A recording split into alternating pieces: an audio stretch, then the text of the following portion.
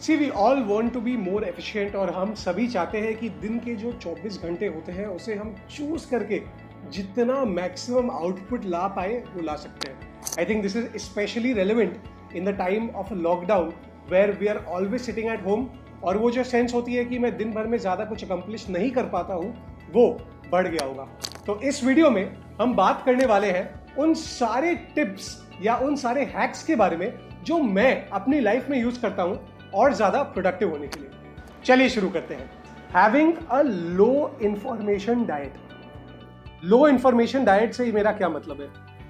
हम दिन भर बहुत सारा मीडिया कंज्यूम करते हैं. हम दिन भर ऐसे इतना सारा इंफॉर्मेशन टीवी से, न्यूज़ से, मोबाइल ऐप से, सोशल मीडिया ऐप से कंज्यूम करते हैं जो एक्चुअली हमारे लाइफ में कोई वैल्यू एडिशन नहीं कर रही है. एक बहुत ही फेमस साइंटिस्ट ने यह कहा है कि more information actually feeds off our attention span. यानी कि दुनिया में जितना ज्यादा इंफॉर्मेशन बढ़ता रहेगा हम उतना इंफॉर्मेशन कंज्यूम करते रहेंगे और हम जितना ज्यादा इंफॉर्मेशन कंज्यूम करेंगे यानी कि हम जितना इररिलेवेंट इंफॉर्मेशन कंज्यूम करेंगे हमारे अटेंशन स्पैन्स उतने ही छोटे होते रहेंगे.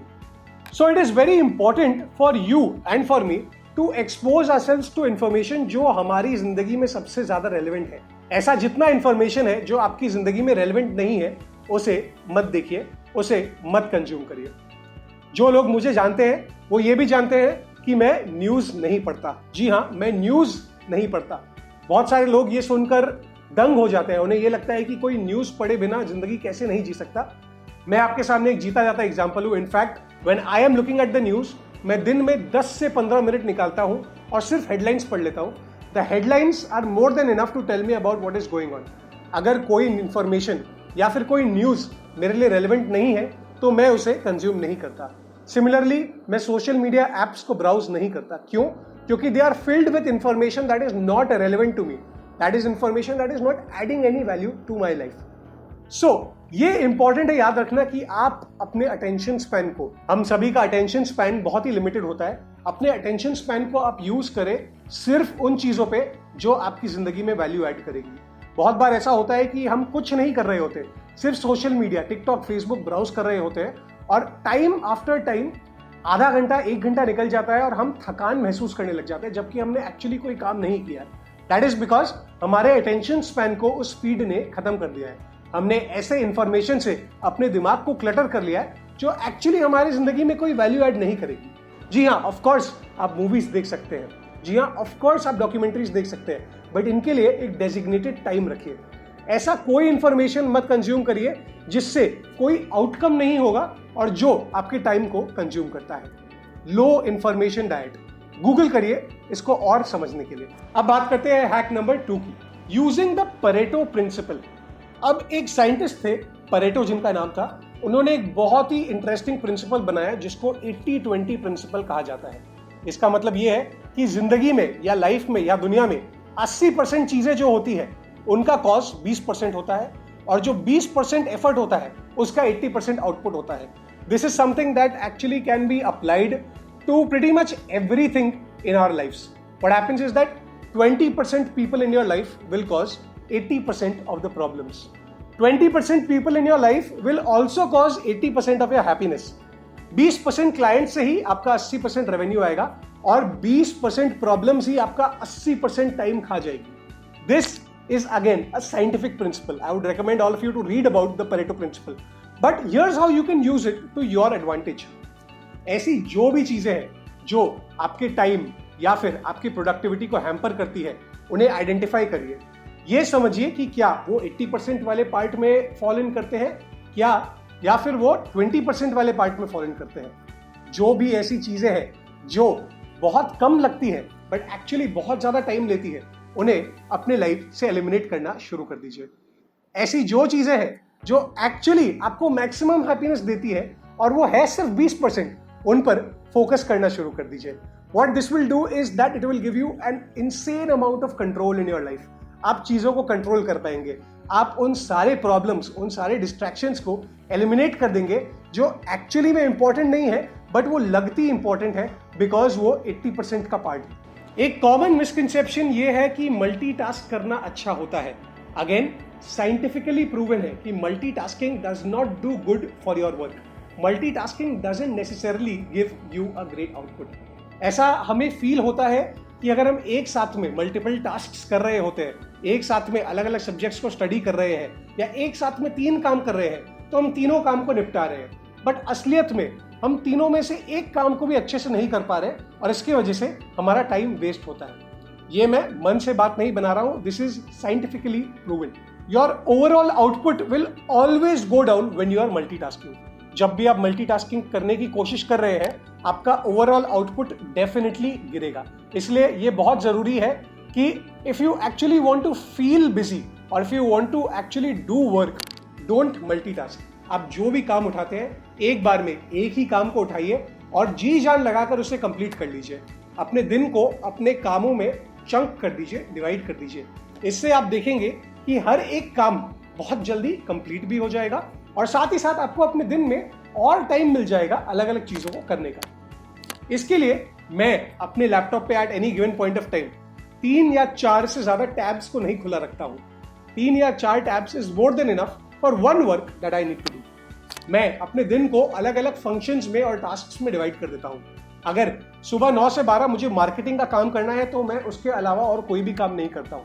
अगर शाम को 4 से 5 बजे मुझे अपने कंटेंट के स्क्रिप्ट्स लिखने हैं तो मैं उस टाइम पे और कुछ भी नहीं करता हूं। उससे क्या होता है, मेरा काम भी कंप्लीट हो जाता है और मैं दूसरे कामों से डिस्ट्रैक्ट भी नहीं होता हूं। Multitasking big no no. Next hack, learning to say no. बहुत डिफिकल्ट होता है नहीं बोलना ऐसे किसी भी चीज के लिए जब आपके पास कोई दोस्त या फिर कोई सहपाठी आता है, बोलता है कि इस चीज में हेल्प कर दो। एक बार हेल्प कर दिया, दूसरे बार हेल्प कर दिया, तीसरे बार हेल्प कर दिया, धीरे धीरे वो आदत बन जाती है। ये ऐसा होता है कि आप अपना टाइम उन चीजों पर स्पेंड करने लग जाते हैं जो एक्चुअली आपकी सक्सेस में क्रिटिकल नहीं है, जो आपके लिए मैटर नहीं करते। मेरे साथ भी कुछ ऐसा ही हुआ था। मैं ना नहीं बोल पाता था। जब भी कोई किसी प्रॉब्लम के साथ या किसी कंसर्न के साथ सामने आता था, मैं वॉलंटियर करता था, जी हाँ मैं हेल्प करता हूँ। उससे क्या होने लग गया, I started spending my time on things that were not actually adding value to my life और were not valuable for anyone. I was just doing it because मैं किसी को खुश रखना चाह रहा था। मैं किसी को बोल रहा था कि जी हाँ मैं ये कर लूंगा। And then I realize the importance of saying no. ना बोलना एक कला है। आप जितना जल्दी ना बोलना सीख ले, आप अपनी लाइफ से उतनी ही जल्दी वो सारी चीजों को हटा देंगे जो एक्चुअली आपके लाइफ में वैल्यू ऐड नहीं कर रही, बट आप कर रहे थे बिकॉज आप किसी को ऑब्लाइज कर रहे थे, आप किसी की रिक्वेस्ट को हाँ बोल रहे थे। ये नो बोलने की वजह से मैंने अपने शेड्यूल को और अपने टाइम को इतना क्लियर कर दिया है, and now I spend my time only on the things that really matter to me. I have started saying no and I have taken control of my own life. इसका मतलब ये नहीं हुआ कि you start using no as an excuse to get out of important tasks with friends and family. मैं of course अपने friends and family को भी इंपॉर्टेंट चीजों के साथ हेल्प करता हूँ, but I know where to draw the line, where exactly I can stop saying yes and start saying no. Finally, the last hack for productivity is knowing when to tune in and knowing when to tune out. Hustle करना बहुत अच्छी चीज होती है। हम सभी hustle कर करके बड़े होते हैं। हसल का मतलब किसी काम को जी जान लगाकर कर देना, ना टाइम को देखना, ना आसपास वालों को देखना, किसी मिशन को या किसी फोकस को उठाना और उस पर बस लग जाना। But it is also very important for you to realize where to find the balance, how to find the balance, या फिर अगर आप बैलेंस नहीं ढूंढ पाए तो आप बर्नआउट हो जाएंगे। एक ऐसा टाइम आएगा जब आपको सबसे मजेदार काम या सबसे इंपॉर्टेंट काम करने में भी बहुत ज्यादा दिक्कत होगी, क्योंकि आपका मेंटल बैलेंस टूट जाएगा, आप प्रोडक्टिव नहीं हो पाएंगे। So it is as important to know when to stop as it is to know when to start. Some hacks that I use for this is that I try कि 9 बजे के बाद मैं काम नहीं करूं unless and until it is super important. 9 बजे के बाद is me time. That is the time I give for my brain to relax and for my self to pursue those things that I do not pursue in the entire day. इस time पर मैं अपने guitar के साथ बैठ जाता हूँ, मैं बुक्स पढ़ता हूँ, मैं मूवीज देखता हूँ, मैं पॉडकास्ट सुनता हूँ। I do all the things that I wouldn't do on a normal day, and that is my way of relaxing. आपका तरीका रिलैक्स करने का कुछ और हो सकता है, but it is very very important to also schedule some time for relaxation and for your brain to recharge. Similarly, कम सोना is not a good thing. बहुत लोगों को ऐसा लगता है कि अगर वो कम सोएंगे तो वो ज़्यादा प्रोडक्टिव होंगे। ये बिल्कुल भी सही नहीं है। सोना इंपॉर्टेंट है। Catch your 6 to 7 hours of sleep every day and that will make you a better person. Because अपने फोन के एग्जाम्पल से इसको समझिए, अगर आपका फोन चार्ज नहीं होगा तो वो चलेगा नहीं। सेम आपके शरीर के साथ भी होता है। रिचार्ज करना बहुत ज्यादा जरूरी है।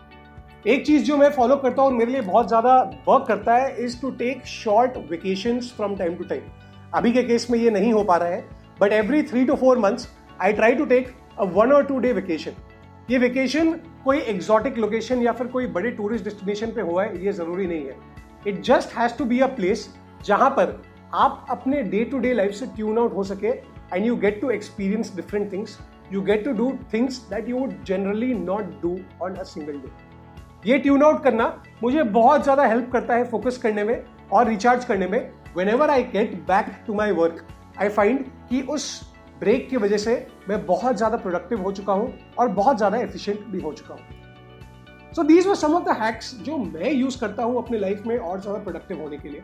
आई एम श्योर आपके पास भी कुछ हैक्स होंगे या आपके पास भी कुछ ट्रिक्स होंगे जो आप यूज करते हैं। उन ट्रिक्स को मुझे कॉमेंट्स में बताइए और अगर आपको ये वीडियो अच्छा लगा तो लाइक करना ना भूलें। अगले वीडियो में हम दोबारा मिलेंगे।